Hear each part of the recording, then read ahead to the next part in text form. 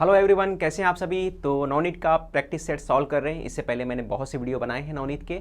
अगर आपने अभी तक वो वीडियोस नहीं देखे तो ज़रूर जाइए और देखिए, उसका लिंक आपको डिस्क्रिप्शन में मिल जाएगा, ठीक है। और चैनल पे नए हैं तो वीडियो को लाइक ज़रूर करें और चैनल को सब्सक्राइब करें अगर आपको वीडियोस अच्छे लगते हैं, इससे इन्फॉर्मेशन मिलता है। और बेल आइकन का बटन दबा दीजिए ताकि आपको जैसे भी मैं नया वीडियो डालूँगा उसका अपडेट आपको मिल जाएगा, नोटिफिकेशन आ जाएगा, ठीक है। इसलिए ज़रूरी है। और अगर आप सब्सक्राइब करोगे तो जाहिर सी बात है उससे आपको ही फ़ायदा होगा। जो भी नए वीडियो आएंगे तो आपको सर्च नहीं करना पड़ेगा, ठीक है बच्चों। तो आज हम लोग जो है क्वेश्चन नंबर 3 करने वाले हैं। क्वेश्चन नंबर 3 का जो ए सेक्शन है आपको मालूम होना चाहिए। क्वेश्चन नंबर 3 में कोई एक क्वेश्चन करना रहेगा ए सेक्शन के अंदर और 3 मार्क्स का रहता है, यानी 2 में से एक करना रहेगा, 3 मार्क्स मिलेगा। एक्टिविटी बेस्ड क्वेश्चन होता है। तो यहाँ पे आपका क्वेश्चन दिया है, जैसा आपको मालूम है, ये दिख रहा है, क्वाड्रेटिक इक्वेशन का क्वेश्चन है। Complete following activity to solve the quadratic equation. ये इक्वेशन दिया है using formula method. Formula method बहुत ज़्यादा इंपॉर्टेंट है एग्जाम के हिसाब से। तो मैं यही कहूँगा आपको कि फार्मूला मेथड फार्मूला मेथड के सारे क्वेश्चन आप कर लीजिए और अच्छे से करिए।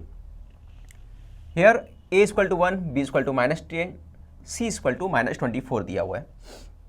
तो आप गौर से देखो यहाँ पे क्या दिया है कि ए 1 दिया है, बी -10 दिया है, सी जो है -24 दिया है। ये बात तो आपको समझ में आ गया। बी स्क्वायर -4ac ये फॉर्मूला है ना। बी स्क्वायर, तो बी कितना है हमारे पास, यहाँ पे पहला पोजीशन किसका आएगा, बी का। तो बी कितना है -10, आप लिख दो -10। अब यहाँ पे स्क्वायर था तो इसका भी लगा दो आप स्क्वायर। इतना कंप्लीट, इतना क्लियर हो गया। क्योंकि हमने क्या देखा, बी स्क्वायर पहले आएगा तो बी की वैल्यू कितनी आएगी, -10, तो हमने लिख दिया। फिर उसके बाद -4ac, 4 हो गया, ए यानी 1, सी यानी कि -24 जो आप देख रहे हैं। इतना क्लियर हो गया। अब आगे बढ़ते हैं। यहाँ पे 96 दिया है, तो 96 कहाँ से आया, तो आप देख सकते हो कि ये तीनों का मल्टीप्लाई कर दिया गया तो 96 आ गया। तो 96 ये प्लस कैसे हो गया, ये माइनस की वजह से, ये माइनस दोनों मल्टीप्लाई हुआ तो प्लस होके चेंज हो गया। अब ये -10 का स्क्वायर कितना होता है, तो -10 का स्क्वायर 100 होता है, तो यहाँ आएगा 100। इतना समझ में आ गया। अब इन दोनों को प्लस कर दो, कितना आ गया 196, तो यहाँ पे आएगा 196। अब यहाँ पे फॉर्मूला देखिए है, तो फॉर्मूला लिख दो √b² -4ac। ये इसका फॉर्मूला है, आपने लिख दिया। ओके, क्लियर हो गया। अब देखो वैल्यू फिर से पुट करना है। b की वैल्यू कितनी थी, -10, तो -10 रख दिया। b² -4ac ये कितना आया है, तो हमने ये देखो निकाला ना, b² -4ac हमने कितना निकाला, सॉल्व करने के बाद हमारा ये आया 196। तो यहाँ पर क्या लिखोगे आप, 196 लिखोगे। यहाँ पे आपको क्या लिखना पड़ेगा, 196 लिख दो। तो ये हमने लिख दिया 196 हो गया। अब देखो यहाँ पे ब्रैकेट है दिया हुआ, आपको दिख रहा है।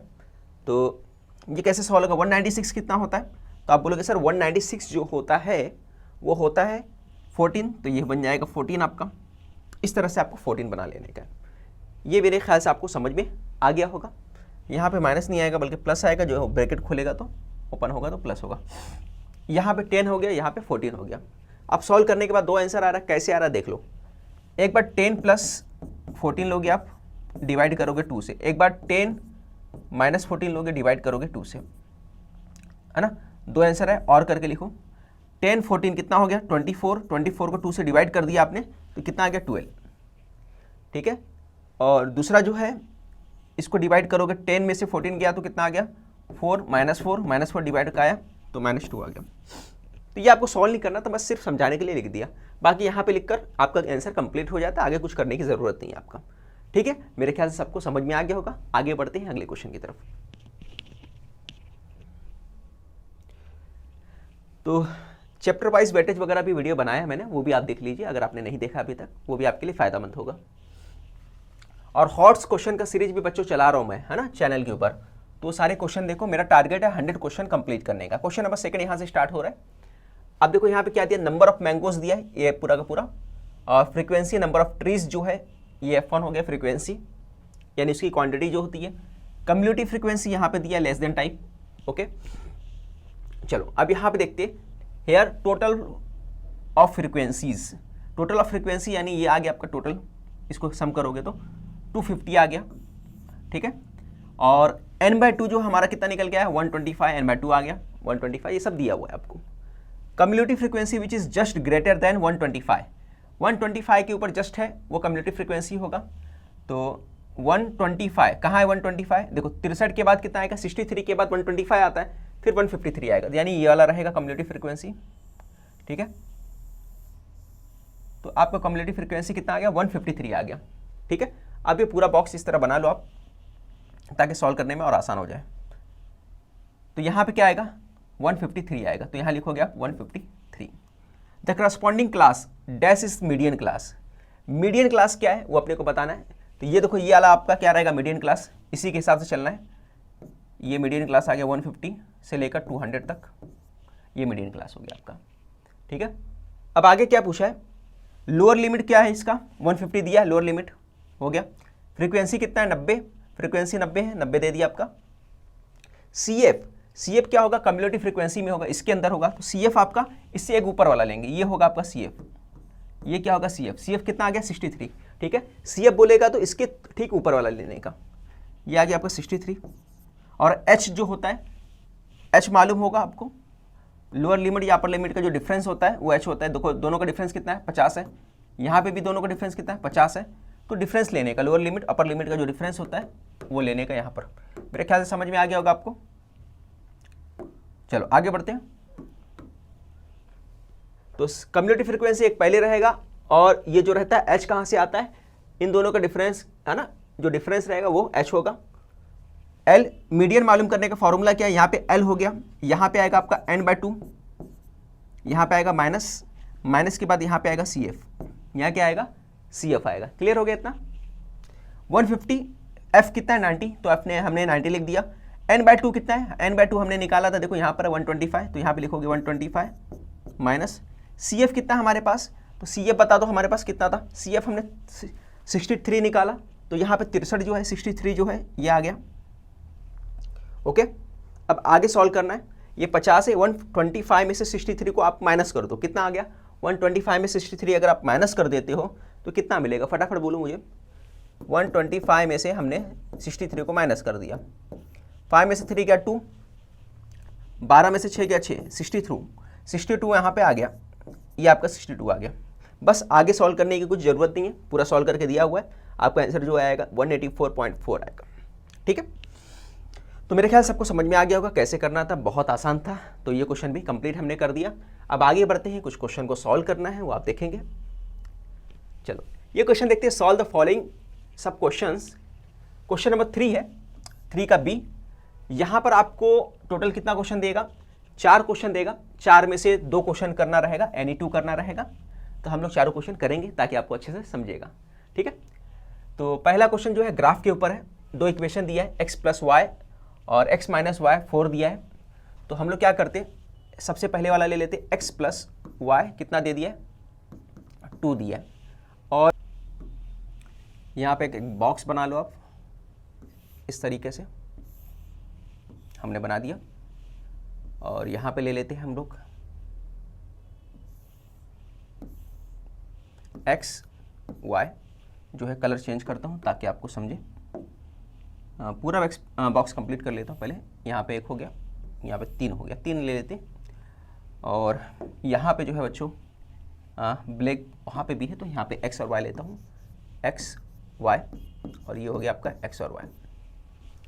ठीक है, इस तरीके से आपको लेने का है। आप इसको सॉल्व कैसे करना देखना, जरा समझने की कोशिश करना।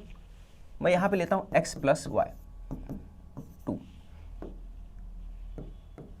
अगर मैं x, बच्चों याद रखो, अगर मैं x को 0 ले लेता हूँ तो y कितना लेना पड़ेगा, 2 लूँगा, तो दोनों का सम होगा तो कितना बनेगा, 2 बनेगा।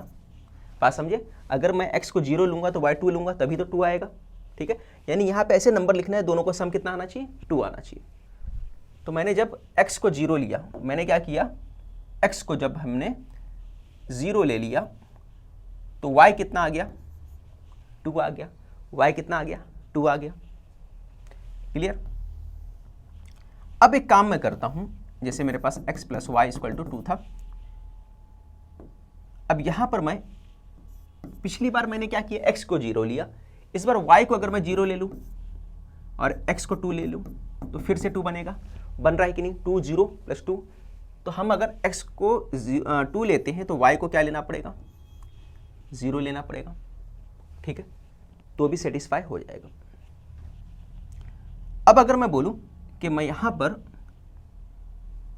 x को 1 लेता हूं और y को भी 1 लेता हूं, x को 1 लेता हूं, y को 1 लेता हूं, तो भी 2 बन रहा है, सेटिस्फाई कर रहा है, तो मैं ले सकता हूं ना 1 और 1, ठीक है, तो सेटिस्फाई कर रहा है हमारा। तो यहाँ पे आया 0 और 2, यहाँ पे आया 2 और 0, यहाँ पे आया 1 और 1, इस तरीके से सॉल्व कर लिया हमने, ठीक है। चलो आगे बढ़ते हैं, दूसरा वाला, सेकंड वाला क्या दिया है, यहाँ पर x minus y equal to 4 दिया है, x minus y equal to 4 दिया है।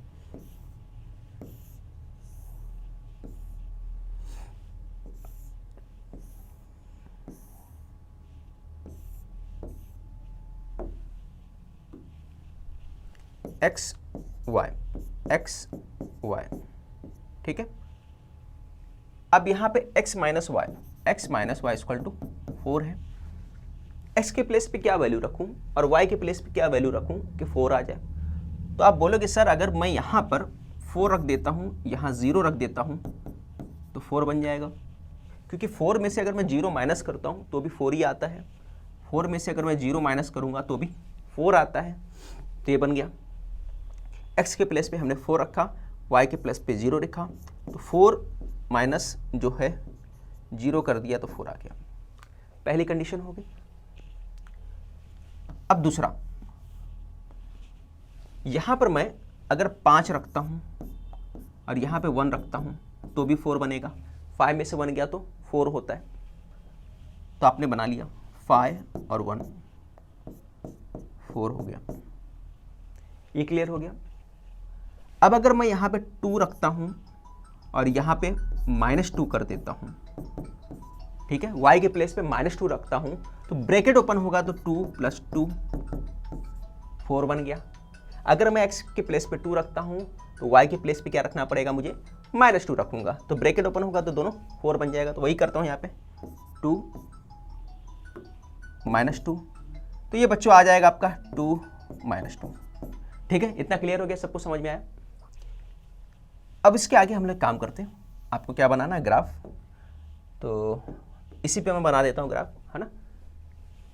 तो ये पहले आपको एक बाउंड्री बना देता हूँ मैं, ताकि आपको इसी के अंदर रहेगा, ग्राफ बनेगा जो, ठीक है। चलो ये आपका बाउंड्री हो गया, मान के चलो आपको इसी पे ग्राफ बनाना है, ठीक है। तो यहाँ पे कॉर्नर में आपको लिखना पड़ेगा जो है 1 सेंटीमीटर इक्वल टू 1 यूनिट, ये लिख दोगे, और यहाँ पे रहेगा स्केल, स्केल लिखना है आपको on both axis, both axis का मतलब x और y जो एक्सिस होता है उसकी बात हो रही है। अब एक्सिस में बना देता हूँ, ये आपका जो है इससे बनाता हूँ मैं, दूसरा जो पेन ले लेता हूँ ताकि आपको अच्छे से बन जाए, ठीक है। तो यहाँ पे मैं ले लेता हूँ, ये हो गया आपका ये, ठीक है। तो ये हो गया आपका एक लाइन इधर, और दूसरा एक लाइन ले लेता हूँ मैं, यहाँ पे लेता हूँ,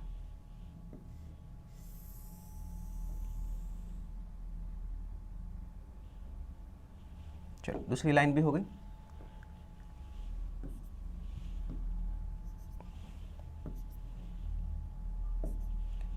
ये आपका x हो गया, ठीक है, x डैश, y डैश, यहाँ पे मैं लेता हूँ 1 है, 2 है, 3 है, 4 है, 5 है, 6 है, -1 -2 -3 -4 -5, ठीक है। बीच में 0 होता है, सबको पता है।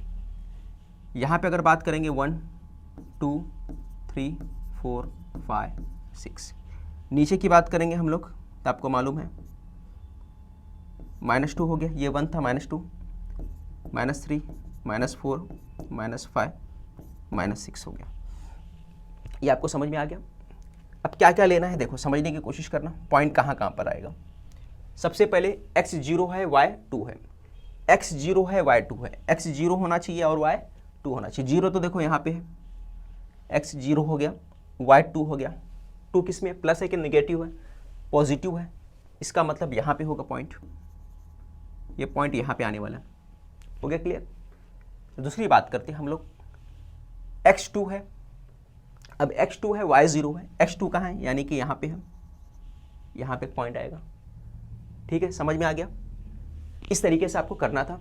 तो पहला पॉइंट हो गया।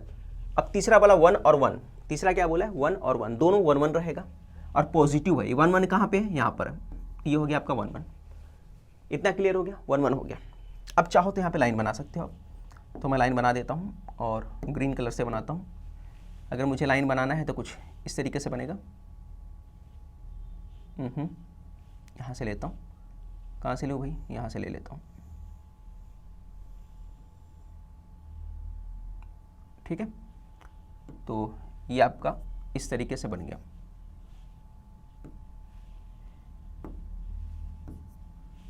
ओके, इसको और आगे भी बढ़ा सकते हैं, जरूरत पड़ेगा तो मैं बढ़ा दूंगा इसको।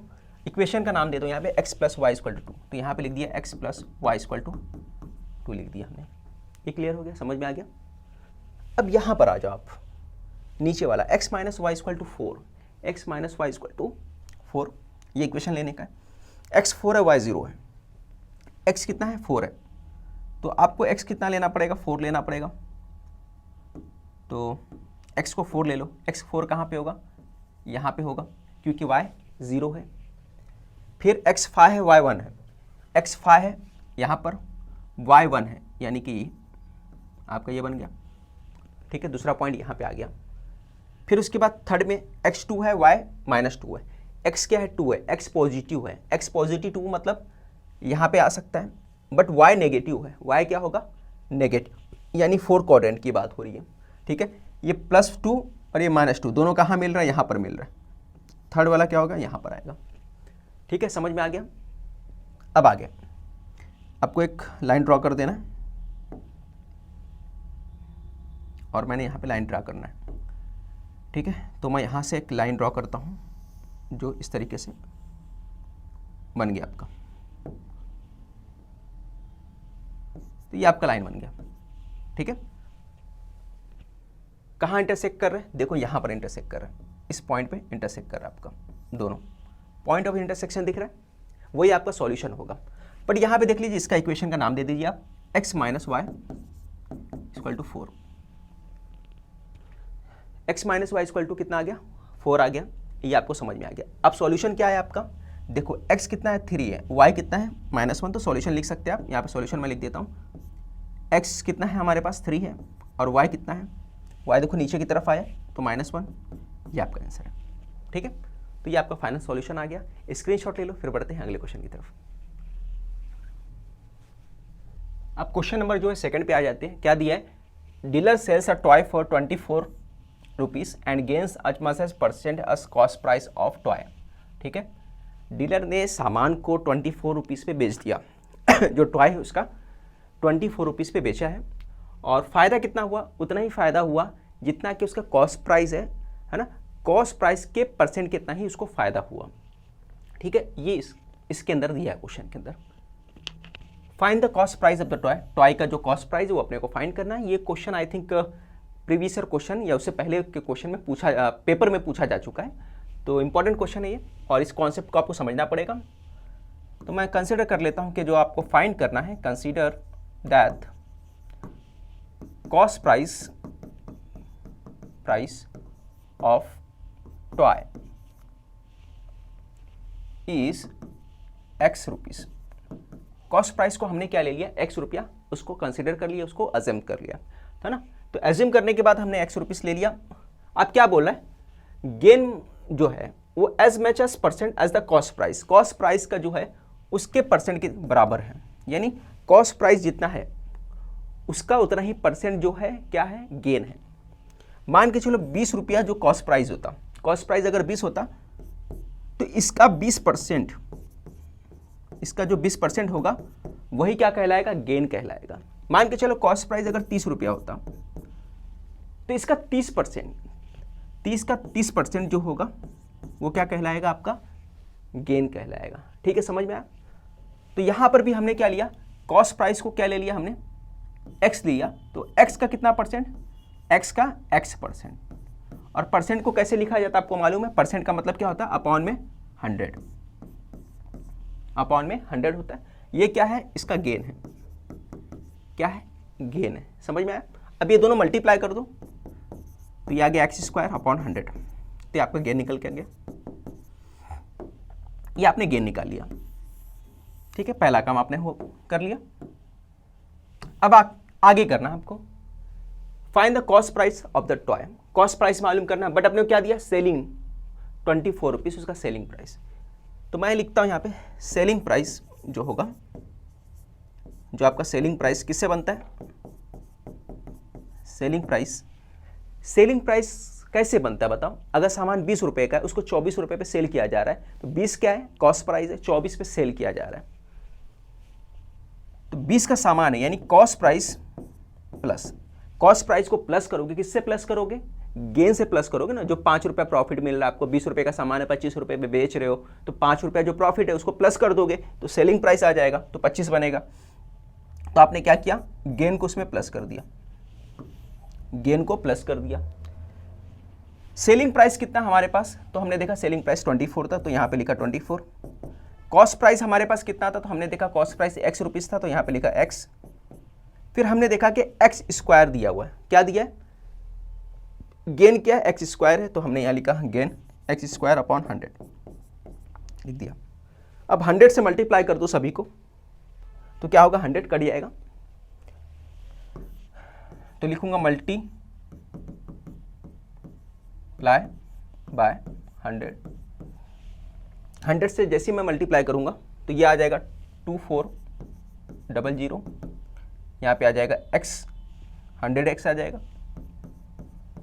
यहाँ पे आ जाएगा आपका x², ठीक है, क्योंकि 100 कट जाएगा, कैंसिल हो जाएगा, तो x² आ जाएगा। अब इसको आप ऐसे भी लिख सकते हो, x² प्लस 100x, 24 इधर जाएगा तो क्या हो जाएगा? Minus 2400 equal to 0। ये आपका क्वाड्रेटिक इक्वेशन बन गया। आप इसको सॉल्व करना है। कैसे सॉल्व करोगे आपको मालूम होगा। 2 नंबर ऐसा लो जो मल्टीप्लाई करने पर कितना आना चाहिए? 2400 और प्लस माइनस करने पर 100 आना चाहिए। प्लस माइनस पे क्या आना चाहिए? 100। तो ऐसे कौन से 2 नंबर हैं? तो आप बोलोगे अगर मैं यहाँ से 0 हटा देता हूँ, यहाँ से मैं 0 कैंसिल कर देता हूँ, मान के चलो, है ना, एक 0 वहाँ पे हटा दिया, एक 0 यहाँ पे हटा दिया, तो कितना बन गया? यहाँ पे 2 0 हटा दो, चलो एक 0 और हटा दो। अब 10 और 24 बन गया। क्या बन गया? 10 और 24 बन गया। एक तरह से देखा जा रहा है। किसके टेबल में आता है? 6 का टेबल में एक 0 मत, सिर्फ एक ही हटाओ। किसके टेबल में पढ़ेंगे आ सकता है, ऐसा कुछ अंदाज़ा लगा सकते हो आप। तो मैं यहाँ पे बोलूँ कि सर 6 4 जो होता है 24 होता है, 6 4 24 होता है। 6 में अगर मैं 4 प्लस कर देता हूँ, 6 में अगर मैं 4 प्लस कर देता हूँ, कितना आता है? 24। तो ये 60 होना चाहिए, ये 40 होना चाहिए। ये 60 और 40 तभी बन रहा है, देखो 100 बन जा रहा है, और दोनों को मल्टीप्लाई करोगे तो 2400 आ जा रहा है, ठीक है ना। वो समझाने के लिए बस लिखा था मैं। अब इसको चाहो तो मिटा भी सकते हो आप, यहाँ पे इसको मिटा दो, ठीक है। तो 2 0, यहाँ पे 1 0। तो आपको समझ में आ गया। अब प्लस माइनस का खेल है, तो माइनस कहाँ लगेगा? इसके आगे भी माइनस, इसके आगे भी माइनस लगाओगे तो चलेगा? बिल्कुल नहीं चलेगा, क्योंकि सिंगल इसके आगे माइनस है। तो माइनस कहाँ लगना चाहिए? यहाँ प्लस लगेगा, यहाँ माइनस होगा, ठीक है। तो ऐसा नहीं चलेगा। फिर आपको क्या करना पड़ेगा? इस तरीके से सेटिस्फाई नहीं हो रहा है, क्योंकि माइनस माइनस प्लस हो रहा है। तो आप कुछ और करके देखो। अगर मैं 12 2 जा करता हूँ, 12 का टेबल 2 टाइम्स पढ़ता हूँ, तो देखो कितना आ रहा है? 24 बन रहा है। और 12 में से अगर मैं 2 माइनस कर देता हूँ, 12 में से 2 माइनस कर देता हूँ, तो क्या बन रहा है? ये बन जाएगा, ठीक है। तो इसको आप ऐसा भी लिख सकते हो, 120 इसको लिख दो और इसको 20 कर दो। 120 में से 20 माइनस कर दिए तो 100 बन रहा है। 120 को 20 से मल्टीप्लाई करोगे तो क्या आएगा? ये आएगा 2400 आ जाएगा, 2400, ठीक है। तो आपको क्या लेना पड़ेगा? आप लोगे यहाँ पर x² प्लस 120x, ठीक है। यहाँ पे 120x, यहाँ माइनस था तो माइनस 20x माइनस 2400, ये हो गया आपका। अब क्या करोगे? आप पैरेलल लोगे इन दोनों का। इन दोनों में कॉमन क्या है? x कॉमन है, x प्लस 120 इन दोनों में कॉमन क्या है, -20 कॉमन है, यहाँ से x बचा और यहाँ क्या बचेगा, +120 बचेगा, ठीक है, यहाँ +120 बचेगा इक्वल टू 0। अब जो 2 टाइम्स है उसको 1 टाइम लिख दो, तो यहाँ पे लिखोगे आप x + 120, यहाँ पे x - 20 इक्वल टू 0। अब और करके कंपेयर कर लो, तो x + 120 equal to 0, x - 20 equal to 0। ये आ जाएगा x इक्वल टू -120 और ये आ जाएगा x इक्वल टू 20। तो हमको मालूम है कि माइनस जो होता है, नेगेटिव जो होता है वो एक्सेप्टेबल नहीं है ना। तो हमारा जो आंसर होगा, जो कॉस्ट प्राइस होगा, जो पूछा है इसमें cost price, find the cost price of the toy. Toy का कॉस्ट प्राइस क्या निकल के आया, 20 निकल के आया। तो हम लोग लिखेंगे therefore cost price of toy is 20 rupees. मेरे ख्याल से सबको समझ में आ गया होगा, स्क्रीनशॉट ले लो आप लोग फटाफट, फिर आगे बढ़ते हैं अगले क्वेश्चन की तरफ। चलो अगला क्वेश्चन जो है ये देख लेते हैं हम लोग। क्वेश्चन नंबर जो है आपका 3 है कि एक readymade garment shopkeeper gives 5% discount on a dress of 1000 rupees and charges 5% GST on the remaining amount. What is the purchase price of the dress for the customer. ठीक है, कस्टमर के लिए कितना पड़ा वो अपने को मालूम करना है। तो डिस्काउंट पहले निकाल दिया गया। सामान कितने का था, 1000 रुपये का सामान था और 5% डिस्काउंट दे दिया गया। तो मैं यहाँ पे लिख सकता हूँ, क्या लिख सकता हूँ कि भाई यहाँ पे जो है डिस्काउंट जो है ये आपको दिया हुआ है, तो 5% मैंने डिस्काउंट लिख दिया और GST बोला है, GST भी लिख देता हूँ। चलो इन्फॉर्मेशन के तौर पे GST जो है 5% GST लिख दिया हमने, ठीक है। और readymade garment shopkeeper dress of the amount. अब यहाँ पे काम करो, क्या लिखोगे, डिस्काउंट प्राइस। तो मैं यहाँ लिखता हूँ discount price, discount amount. Discount amount कितना बनेगा, देखो डिस्काउंट अगर अमाउंट निकालना चाहूंगा कितना निकलेगा, 1000 का जो है 1000 का 5% निकाल लो, 5% यानी 5/100, ये आपने निकाल लिया। अब देखो 0 से 0 कैंसिल हो गया, 2 0 गया, 5 10 जा 50।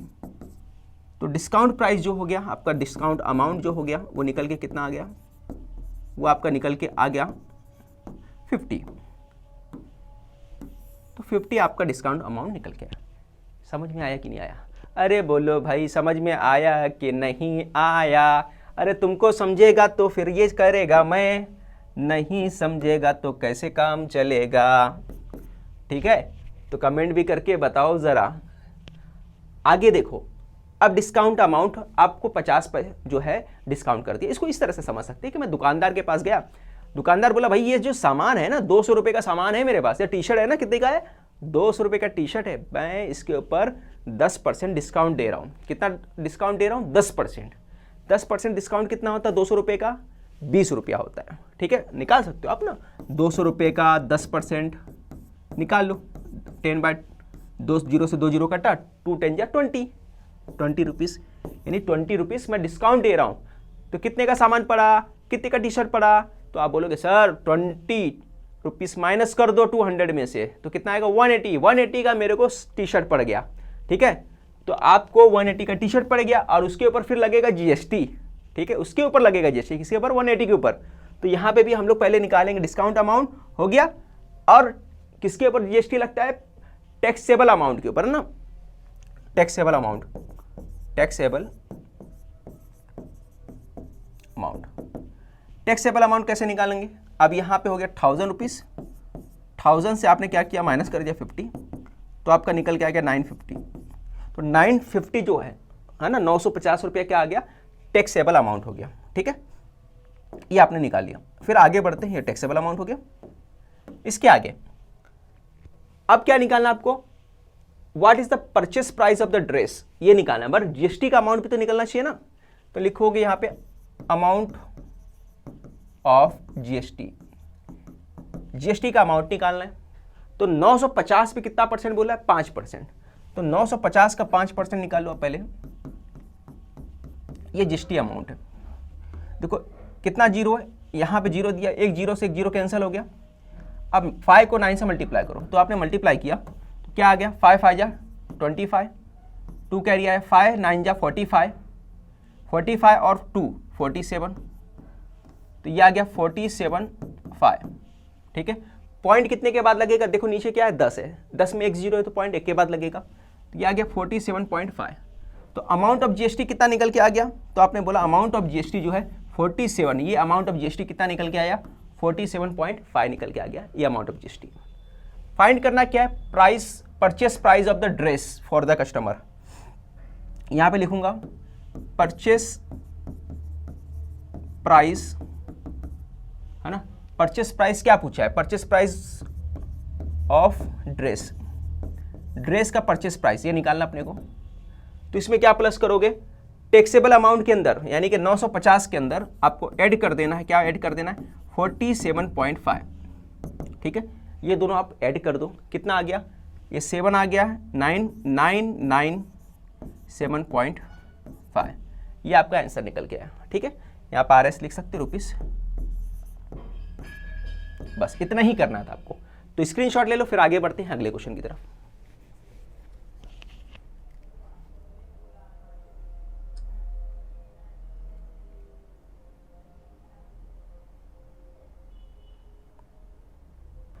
ये क्वेश्चन स्टार्ट करते देखते इसको, है ना। इसमें क्या मालूम करना, mean time spend by the students for their studies, mean time मालूम करना है। देखो कैसे करना है इसको, सबसे पहले काम करो आप, इस तरीके से आपको बॉक्स बनाना है। ठीक है, तो यहाँ पे लिखना है आपको टाइम, तो मैं लिखता हूँ टाइम। सबसे पहले आपको यहाँ पे लिखना है टाइम, टाइम आवर्स है तो आवर्स लिख दिया हमने पूरा। फिर सेकंड कॉलम में क्या लिखना है, नंबर ऑफ स्टूडेंट, तो यहाँ पे लिखूंगा मैं, सॉरी क्लास मार्क लिखना है आपको यहाँ पे, क्लास मार्क, ये हो गया क्लास मार्क। क्लास मार्क को आपको किससे लेना है, XI से लेने का है, किससे लेना है आपको XI। फिर उसके आपको बाद लिखना है नंबर ऑफ स्टूडेंट, जो होगा आपका फ्रीक्वेंसी, नंबर ऑफ स्टूडेंट्स, ये आपका होगा FI जो कि फ्रीक्वेंसी कहलाता है आपका। ठीक है, उसके बाद अगला कॉलम दोनों का मल्टीप्लाई, यानी FI का मल्टीप्लाई XI के साथ, ये ठीक है, इतना हो गया।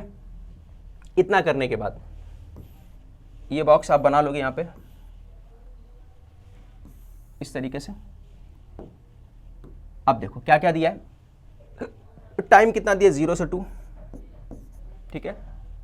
फिर उसके बाद नंबर ऑफ स्टूडेंट्स कितने हैं उसके लिए 10 है। फिर उसके बाद दिया है 2 4, 2 से 4, कितना दिया 16, यहाँ 16 लिख दिया हमने। फिर कितना दिया 4 to 6, 6, और कितना दिया 4 to 6 के लिए 20, तो हमने लिख दिया 20। फिर उसके बाद 6 to 8, 6 to 8 कितना दिया है 4, तो यहाँ लिख दिया 4। ठीक है, ये लिखने के बाद जब आपका हो जाएगा तो यहाँ पे आप लिख दोगे, टोटल करके लिखोगे, नीचे आपको टोटल लिखना है ना, यहाँ पे आप टोटल लिख सकते हो। क्लास मार्क क्या आएगा दोनों का, क्लास मार्क कैसे निकालते हैं, दोनों का हाफ कर दो, दोनों प्लस कर दो, 4 2 6, 6 का हाफ 3, 2 2 का हाफ 1, 6 4 10, 10 का हाफ 5, हाफ करना मतलब उसका आधा कर देना, यानी कि 2 से डिवाइड कर देना। ठीक है, 8 6 14 7, देखो 2 का इंक्रीज हो रहा है। ठीक है, ये आ गया। अब ये करना है तो दोनों का मल्टीप्लाई, 10 हो गया, ये आ गया 10। फिर ये कितना हो गया 16 3 जा कितना होता है 48, फिर 25 100 हो गया। फिर इसके बाद 4 7 जा 28 हो गया। ठीक है, अब यहाँ पे सम ऑफ FI करके लिखोगे यहाँ। अब देखो ये इसका सम करोगे तो इसका सम क्या आएगा, इसके सम को हम बोलेंगे FI, जो इसका सम है FI है। अब प्लस कर दो, सबको प्लस करोगे कितना आ जाएगा 50 आ जाएगा। यहाँ पे सभी को प्लस करो, 8 8 16 आ गया, कैरी आया 1, 2 आ गया, 4 2 6 2 8 और 1 186 ये आ गया। ठीक है, क्या आ गया 186, ये आ गया आपका FI और XI, क्या आ गया FI और XI, ये 186 निकल के आ गया। अब आपको मीन का मालूम करना है, मीन यानी कि X बार मालूम करना है आपको। ठीक है, ये आपको X बार मालूम करना है, मीन मालूम करना है। तो ये फॉर्मूला है FI XI divide by sum of FI, इससे डिवाइड कर दोगे। ठीक है, चलो वैल्यू पुट करो 186 डिवाइड बाय 50। अब इसको सॉल्व करने का आसान तरीका मैं बताता हूँ, 2 से मल्टीप्लाई कर दो आप। अगर मैं ऊपर 2 से मल्टीप्लाई करूँ, नीचे कर दूँ, तो नीचे क्या आ जाएगा 100 आ जाएगा, ऊपर कितना आ जाएगा 2 6 जा 12, 2 8 जा कितना हो गया 2 6 जा 12, 2 8 जा कितना हो गया बताओ मुझे, 2 8 जा 16 और 1 17, 1 कैरी है 2 1 जा 1 3, 372 बन गया। अब पॉइंट कितने के बाद लगेंगे, नीचे 2 0 है तो पॉइंट 2 के बाद लगेगा, तो ये हो गया 372। ये आपका मीन निकल के आया जो आपको फाइंड करना था, तो ये आपका फाइनल आंसर है।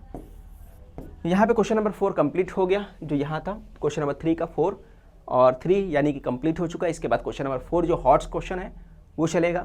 तो मिलते हैं नेक्स्ट वीडियो में, ठीक है।